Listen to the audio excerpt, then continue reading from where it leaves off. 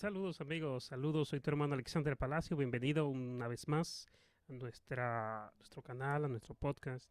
Unos minutos con la verdad, hablando en esta ocasión acerca de una serie de enseñanzas relacionadas al estudio de la Biblia. Qué bueno que puedo compartir contigo en este tiempo difícil que estamos viviendo. Justamente estamos en tiempos de cuarentena, específicamente hoy estamos a 17, si no me equivoco, ¿no?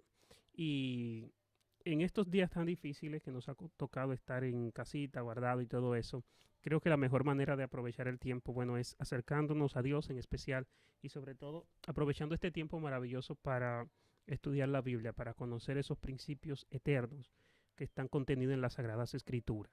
Y una de las cosas que venimos haciendo énfasis desde el principio es que eh, no solamente basta con tú sentarte quizás y leer tu Biblia, sino es importante entenderla.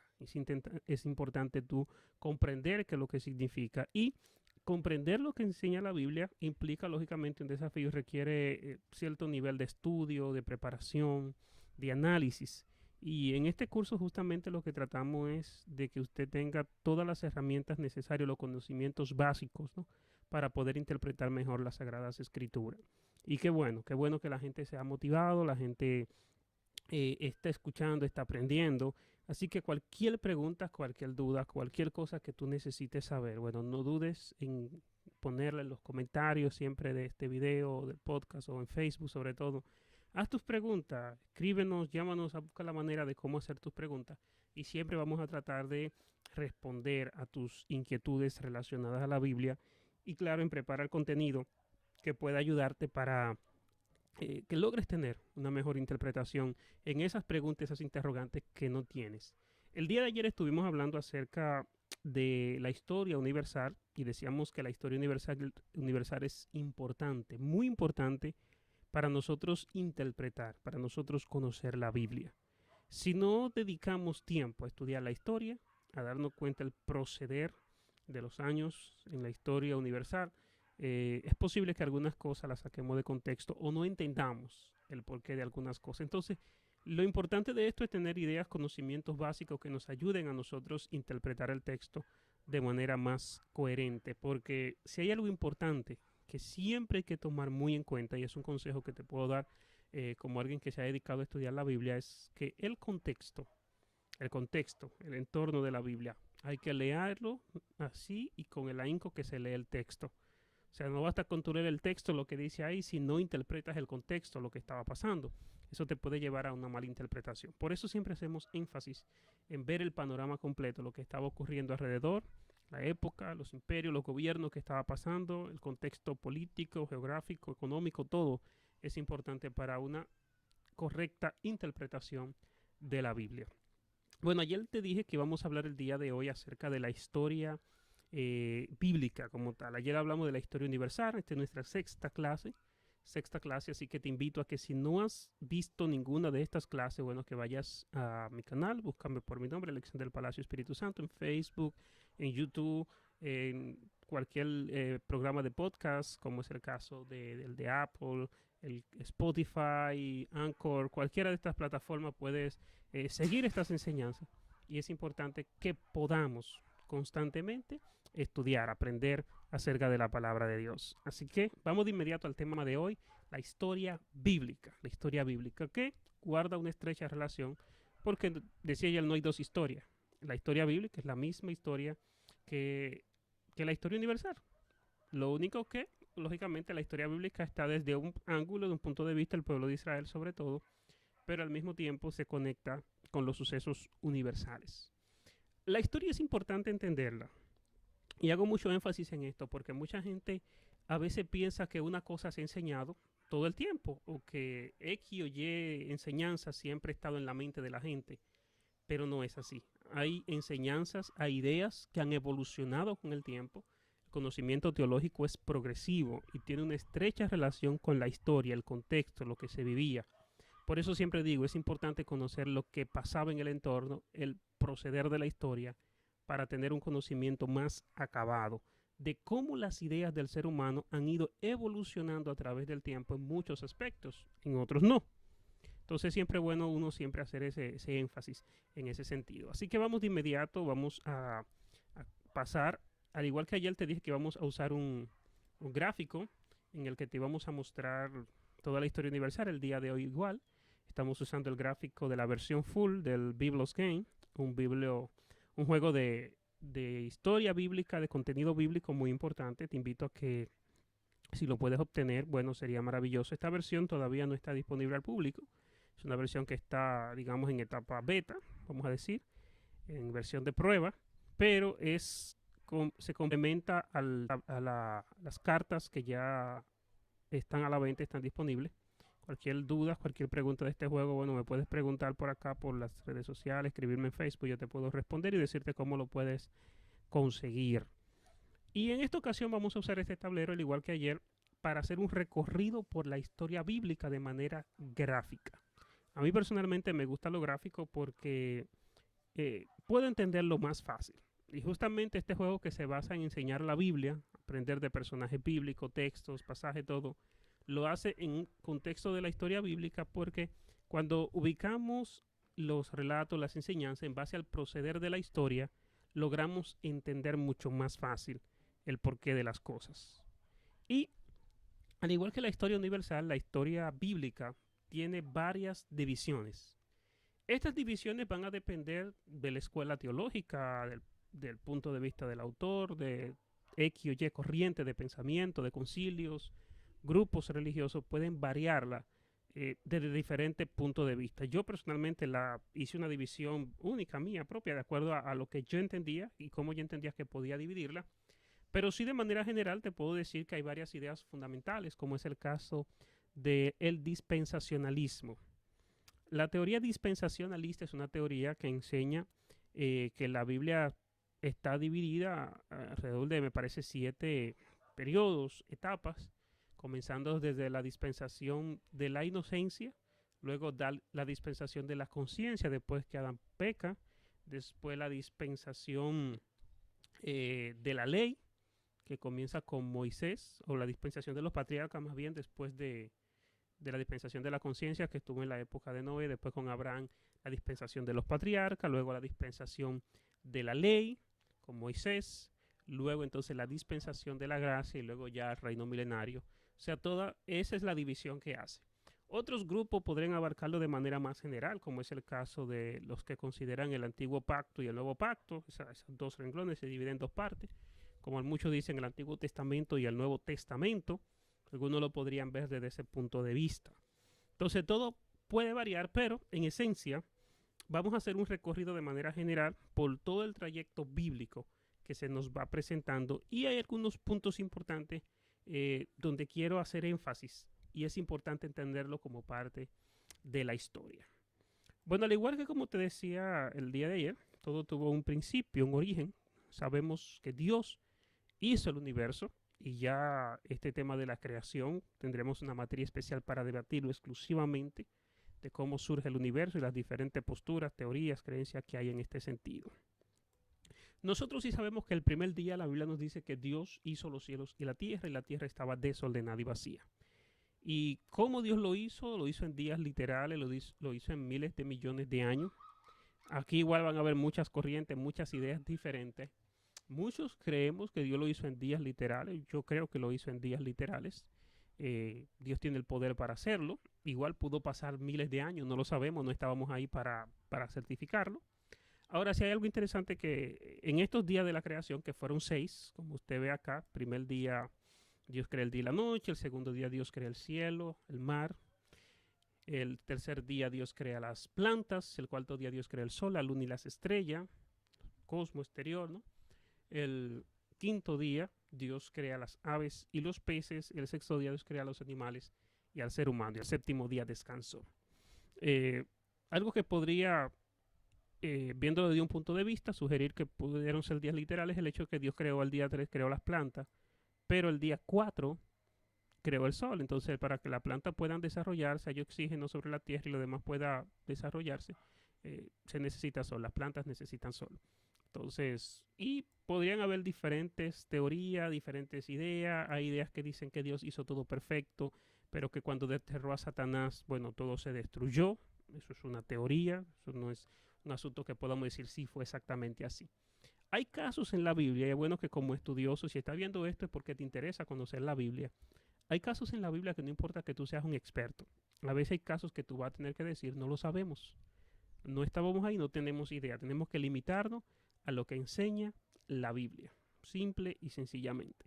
Así que esa primera etapa de la creación o recreación, como le llaman algunos, porque la tierra estaba hecha, es lo que aparece en Génesis 1, la tierra estaba hecha, pero estaba desordenada y vacía. Entonces luego en la creación que conocemos en la Biblia, lo que Dios hace es que reorganiza, reestructura, porque la tierra estaba hecha, pero estaba desordenada y estaba vacía.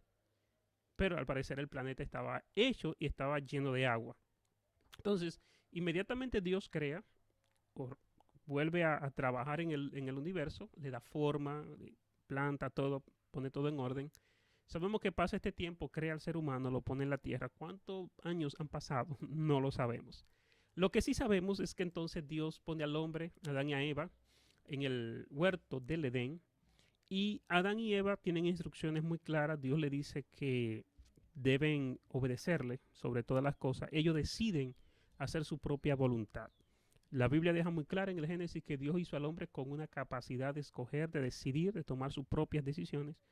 Y Adán y Eva decidieron desobedecer a Dios, no seguir el mandato de Dios, así que tuvieron que recibir el castigo por su pecado. Dios los saca del huerto y esto trae una serie de consecuencias muy negativas que repercuten hoy en nuestras vidas, en cada uno de nosotros. Nacemos con una naturaleza pecaminosa. Lo que sí te puedo decir de esta primera etapa, donde primero fue inocencia, Adán y Eva pecan, la Biblia no da muchos detalles, podríamos decir, de cómo ocurre todo este proceso.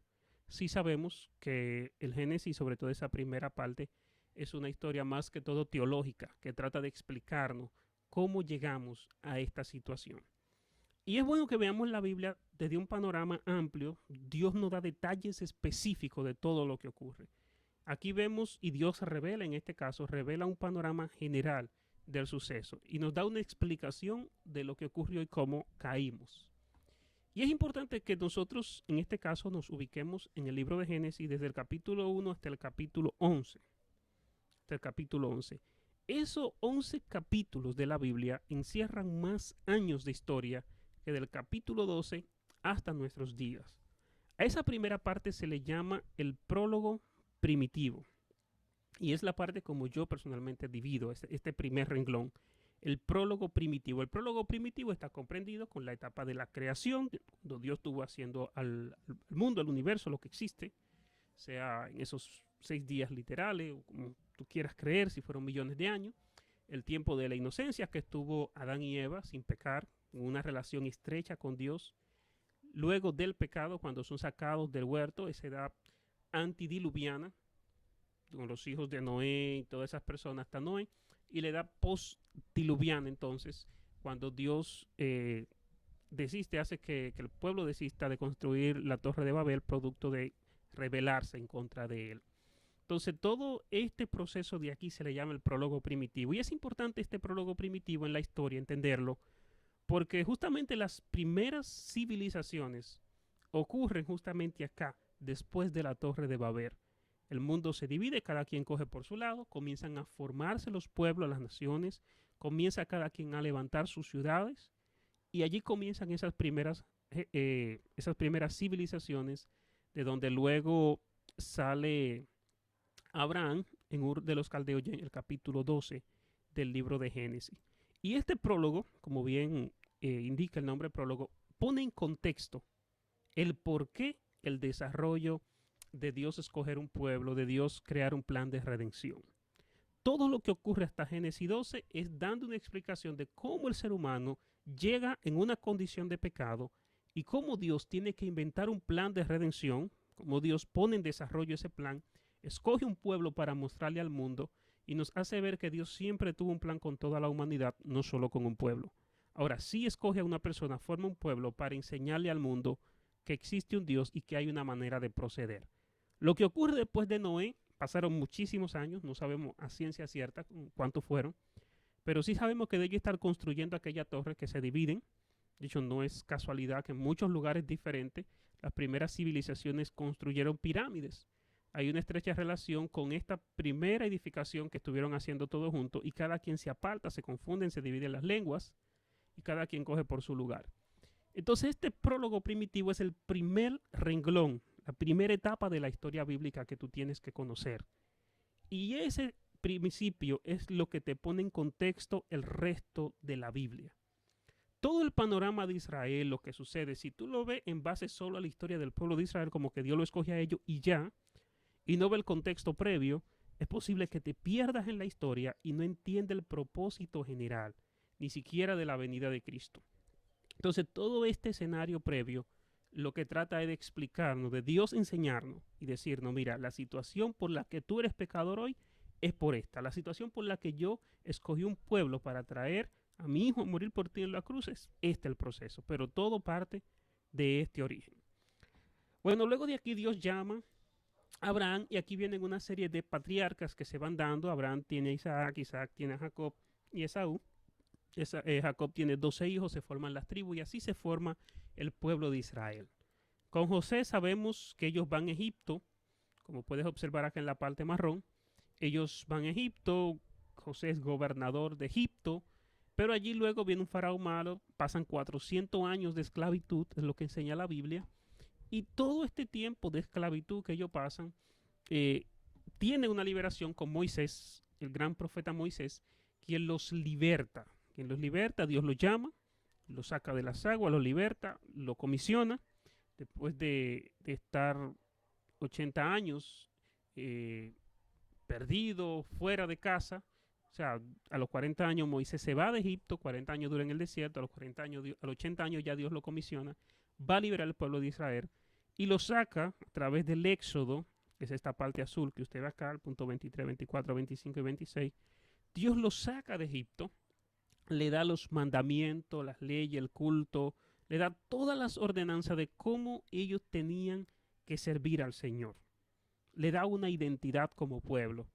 Todo el propósito de Dios formar al pueblo de Israel en esta época era justamente porque Dios quería que el pueblo tuviera una comprensión precisa de quién era Dios y cómo tenían que comportarse. Si Dios estaba escogiendo un pueblo para exhibirle al mundo quién él era, tenía que ser con estándares muy precisos, muy claros. Y Dios tomó un pueblo insignificante, un pueblo sencillo. Si notamos, este éxodo fue aproximadamente en el año 1400. Y estamos hablando que ayer vimos que las civilizaciones datan hasta del 3500 antes de Cristo, las primeras civilizaciones. ¿Por qué Dios no escogió una de estas grandes civilizaciones? Bueno, el detalle era que Dios quería escoger un pueblo para enseñarle al mundo que escogiendo lo vil, lo menospreciado, un pueblo pequeño, insignificante, Dios podía hacer cosas grandes. Y Dios se podía mostrar como un Dios de misericordia, de amor, y no un Dios que necesita a la gente para poder manifestar su poder. Entonces, todo este contexto de acá es importante nosotros ubicarlo en ese contexto de la historia. Luego Dios le promete la tierra prometida. Ellos viajan a través del desierto hasta esta tierra, punto acá 27, y a través de Josué conquistan la tierra prometida. Y lo primero que se establecen en el pueblo de Israel son jueces. De hecho, el sexto libro de la Biblia es Josué conquistando la tierra, y luego está el libro de los jueces, donde Dios pone personas específicas a gobernar, como es el caso de Sansón, que está acá en el punto 29. Sansón fue uno de los jueces de Israel, pero hay muchos jueces, como Débora y Barak, el caso mismo de Samuel, que fue el último juez, sacerdote y profeta, quien jugó un papel crucial durante esta etapa de los jueces. Recuerden que el pueblo se ubica en la tierra de Palestina, pero no había un gobernante general. Josué era un líder, una especie de juez también, el primero de ellos, pero no había un orden como nación, como pueblo. Y Samuel al final es quien asume las riendas y a quien Dios usa para establecer un rey. El pueblo quería rey y ahí entonces entra la etapa de los reyes de Israel. Entonces, ahí podríamos hacer una pausa y marcar la segunda división en la historia del pueblo de Israel. Desde que Dios llama a Abraham y lo comisiona hasta el punto que el pueblo llega a la tierra prometida, podríamos decir que Dios conforma una nación, una identidad.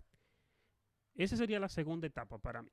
Dios forma un pueblo en el desierto, lo forja, lo prepara esos 400 años, aumenta el número, O sea, al principio recuerden que unas 76 personas llegan a Egipto con José. Era una cantidad mínima de personas.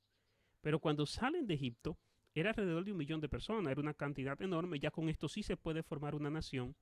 Y Dios le da una identidad en el desierto. Lo prepara, lo forja. En vez de durar 40 días caminando por el camino corto, por la franja de Gaza para llegar a Palestina, Dios hace que atraviesen todo un desierto y lo forma como nación.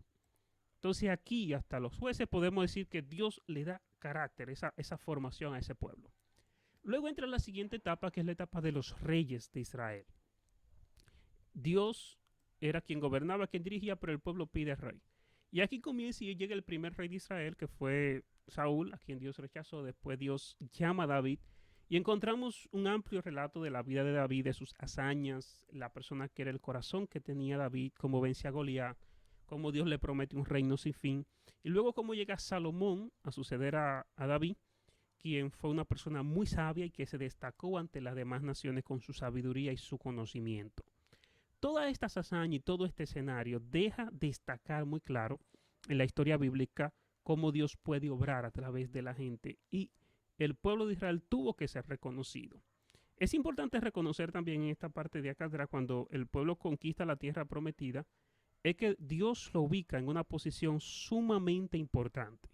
Una posición donde ellos podían eh, darse cuenta de todo el que pasaba a cualquier lugar, una ruta comercial.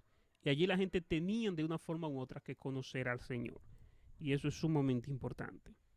Bueno, todo este proceso de los reyes se va dando. El reino después de Salomón tiene un hijo, Roboán, y luego el reino se divide en dos. Roboán trabajando o gobernando una parte de Israel, Jeroboam en la otra parte. Y el reino se divide en dos partes. Aquí en el punto 37, el reino del sur, el reino del norte. En el sur estaba Judá, gobernado por el hijo de Salomón, y en el norte estaba Samaria, que era la capital del reinado de esa región, de esa zona. En esta parte de acá y en esta división, la historia del pueblo igual se divide en dos partes. Hay un grupo de profetas que profetizan en la parte norte, otros profetizan en la parte sur.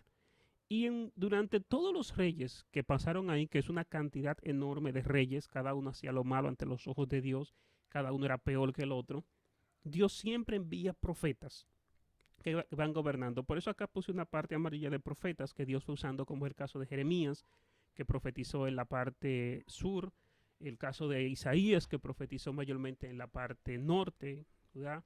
Y todo este proceso de profetas, cada uno enseñando, hablando en el nombre del Señor y de lo que Dios iba a hacer. Y aparecen cantidad de hazañas bíblicas en los relatos históricos del Antiguo Testamento con todo esto. Luego Dios, a través de Jeremías, a través de Isaías, promete que va a enjuiciar al pueblo de Israel. Le dice que lo va a castigar por su desobediencia. Porque todos estos reyes, cada uno detrás del otro, hacía lo malo, iban detrás de la idolatría. Y Dios lo que hace es que le dice que lo va a castigar durante 70 años. Así que el pueblo es destruido, acá vamos la parte roja. El pueblo es destruido, el pueblo es saqueado, son cautivos, son llevados a Babilonia durante 70 años. Y aquí hay algunos libros importantes que aparecen, como el caso de Daniel, que se escribe desde el cautiverio, Daniel y sus amigos que están en Babilonia. Libros como el de Esther se escriben durante toda esta etapa. Luego del cautiverio, a los 70 años, Daniel ora y el pueblo se le da libertad y pueden volver hasta su tierra nuevamente. Pero para volver a su tierra tiene que pasar un proceso, y es que hay que reconstruir la ciudad. Y el caso, encontramos a Jeremías, que construye los muros del pueblo, vemos acá en la parte marrón. Y luego Esdras construye el templo, restablece el culto al Señor y comienza a enseñar los principios, los mandamientos. Hasta aquí, y luego en la Biblia encontramos todos los profetas menores que llegan hasta Malaquía. Hasta aquí el proceso histórico del pueblo de Israel marca otra etapa importante, muy importante. Toda esa etapa de los reyes, luego esa etapa donde el pueblo va a ser cautivo por 70 años y luego la etapa post-cautiverio, fueron años cruciales. Sobre todo después del cautiverio el pueblo se reestructuró mucho, esa idea de idolatría fue cesando por el castigo que Dios le había dado, y ya el pueblo no tenía esa tendencia a la idolatría. Y Daniel bien profetiza que iban a suceder una serie de gobiernos, de imperios que iban a pasar, y profetiza cómo hasta la venida de Cristo iban a pasar una serie de imperios, de gobiernos que iban a ir sucediendo. Y aquí en la parte 49, en la parte azul, vemos ese proceso de 400 años entre los testamentos, entre el último libro o entre Malaquías o la parte de la historia de revelación en el Antiguo Testamento y el Nuevo Testamento. Pasan esos 400 años. El imperio babilónico cae, vienen los medos, los persas conquistan Babilonia, luego los persas son conquistados por los griegos con Alejandro Magno, y luego el imperio griego, que se divide en 4 partes, los gobiernos o los reinos helenistas, con 4 generales, y forman 4 reinos, son conquistados por el imperio romano en el año 27. Ayer estuvimos hablando acerca de ese tema y de ese proceso histórico ahí de esos grandes imperios. Y ya entonces en el año 0 aparece Jesús en escena, quien marca un antes y un después, no solamente en la historia bíblica, sino en toda la humanidad. Es crucial, es trascendental lo que ocurre en este proceso. Así que hasta aquí, hasta esta parte, hasta esta división, es importante lo que ha acontecido en el relato bíblico y es muy bueno que nosotros pongamos asunto a toda esta trayectoria del Antiguo Testamento, porque si no entendemos este proceso histórico, es posible que nos estanquemos en comprender el desarrollo bíblico de manera correcta. ¿De acuerdo? Así que ya vamos casi a terminar porque históricamente el Nuevo Testamento es muy breve, muy, muy breve. Entonces, vamos a ver, vamos a ir a esta siguiente etapa.